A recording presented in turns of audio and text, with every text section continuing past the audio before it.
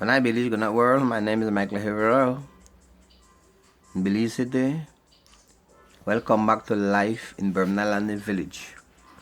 I always say Bermudian Landing is the capital of the Belize rural.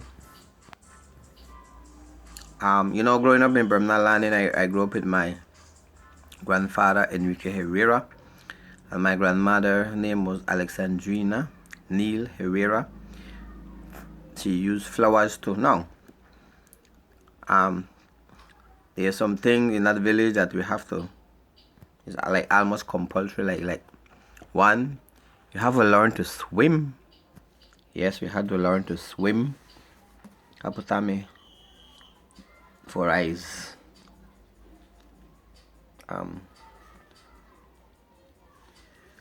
We had to learn to swim.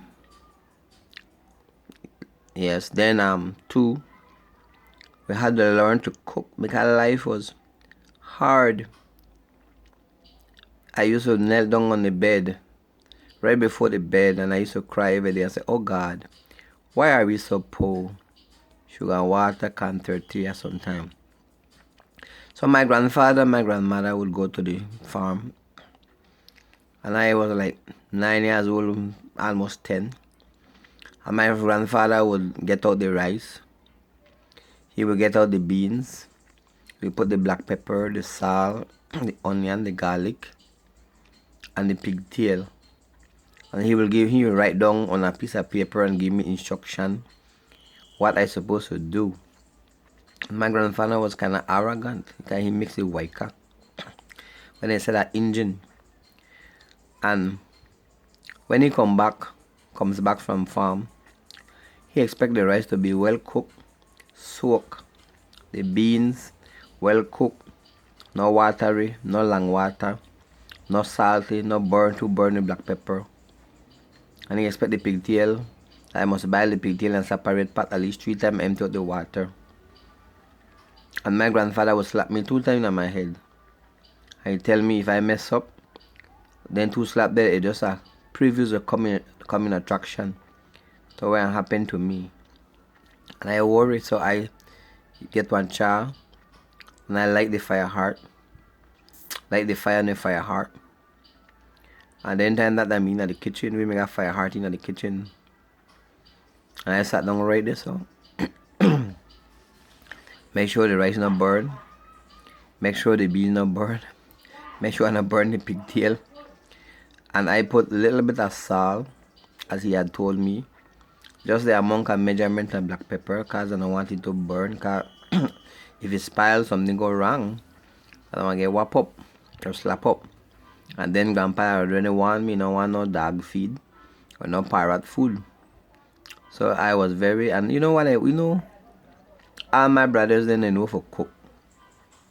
No lady couldn't take advantage on us when it comes to cooking or cut style on us, because we learned to cook.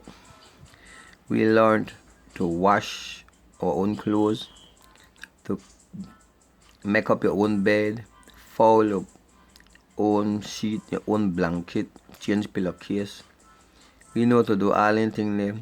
So when we came to Belize, we clean our own sewage, wipe down our own stove, wipe refrigerator up, sweep up, mop out, do anything there. So lady couldn't really cut style per week, because we were well disciplined, well chastised, well mannerly, and well trained. So all of us brothers, we know for cook. So a woman couldn't cut style on us at all. And we know for improvise. I think like then. So, but we had to learn to swim. When we go down to the river by the ferry, they have a tree, but then they just a stump. Then at the river, and then we used to jump on that stick from half of the stick, to in the water. And when we get for land for swim, I know if you want, that must. My grandfather used to throw in the water, and when he see you, they go down the bottom, they drink up water. Then he grab you and bring you up. So we learn for dog swim first before we could throw our hand or the overhand swimming. Before we could lie down on our back and push and swim. Before you could swim across the river, before you could swim with the head under water, before you could dive, we learned to dog swim first, and they used to carry water deep. And you know what frightened? One of the frighteningest thing is that when you don't know how to swim, and then they drag you out that deep, my goodness gracious, your heart's so frightened and fear to kill you. And then guys, the older guys, there's a chance, especially if they don't like you, they will throw your water and left you right there. So, and then the bigger, the older one, if they know you're afraid and you're afraid to swim, they will duck you under water till when you almost when your breath almost stop. Then they bring you up, and when they bring you up, your eye big, you just drink up water, mouth out your nose, there's water going on. And then they duck you again till when they think you need time for water breath, they bring you up again. And sometimes they haul out a deep by your foot and current they run hard. So it was quite frightening and fearful. And sometimes I remember like we go to the Baptist church because we have during the summer I had a missionary and come there, white people and come, believers, and I got there up on the hill up there, so on the river there down the bottom of me. And two men will come and grab your foot, two and hold your hand. One man will hold your two hands and the next one will hold your 2 feet. And then I swing you when they come to 3, 1, 2, 3. Even though you have on your tennis or you have on your shoes or you have your wallet in your back pocket and you dress up, they want to fling your rain from there in the water, dab out, sometimes you get back stain, belly stain, side stain. But it's dangerous when you get the belly stain because then it could knock you out. And then we have 82 the water just boil up wrong and then guys they used to fool wrong. And then used to aisle, and if you they used to take advantage of the smaller one because once they know you covered and you afraid, only then they come after you. But if you show them that you're not afraid, and sometimes they plot it and say Mike them, make we grab Mike and you know what they used to do with me? They used to drag me and carry me way across the river and they said alligator live across the next over the river. And everybody swim across and left me one over there. And my goodness gracious. The only way I will come back is that and I saw you learn for swimming because they take you across the river. Sometimes they carry up on the back, make you hold on.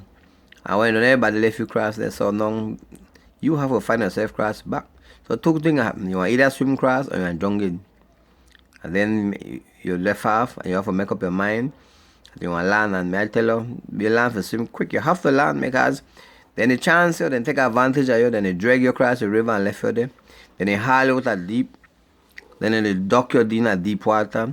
Then they hold you long till your breath almost run. Then they bring you back. Then they duck you again. Then they bring you back. Then they duck you. Man, I used to run over my machete. When the chance me, I used to run over my machete. By the time I come down the river, everybody swim across the next side. But then when I was young, I used to have a temper, so before I bring the machete, I had machete them in my second substitute because I used to go for the gun first. And when I get there, the 16 gauge, I have no cartridge. When I run up that my uncle, I saw Uncle Tutan. And then I get the gun there behind the door, but no cartridge. Because I love a cartridge for go down there, go fix them business for them. And there's a chance of me, I tell them guys to duck me. And when I need time for jungle, they bring me up. Then they drag me out of deep. Then they duck me. Then when they run out of breath, they pull me up. Then they duck me again and rest and everybody come and I run more for machete. And then I come down with 2 machetes. Now when I come down, everybody, and when I tell them I'm going for machete, can they chance me? Then they laughing and then they cack and they think I run joke out. How when I come down with 2 machetes. Like then when I come down and begin to swing the machete, then they realize that the machete sharp and tell you, like if you're only buck for anything, I cut you. I used to swing the machete like Zorro, like sword. And then I used to realize that I serious and look at them guys that cross the river and then get a ball. Why? And then they scream. Cause then time I know and I serious and now they play with them. I'm dead serious. So they swim across the river. And then the man they come and the uncle come down there and take away the machete from me. And then that's how they left me alone. But my first instinct was always to go for the gun. But thank God the gun never have a cartridge because if that gun me got cartridge and I come down the river there. I don't know. When you're young, you're idle, you're mischievous. But all of that was just a process, part of the process of growing up. But my grandfather is so strict. There were times when you have well and the well dry. When we have well, we get water from the well for wash and thing, but we have to go to the river for water for drink. And the river there was a little distant from our home and things. So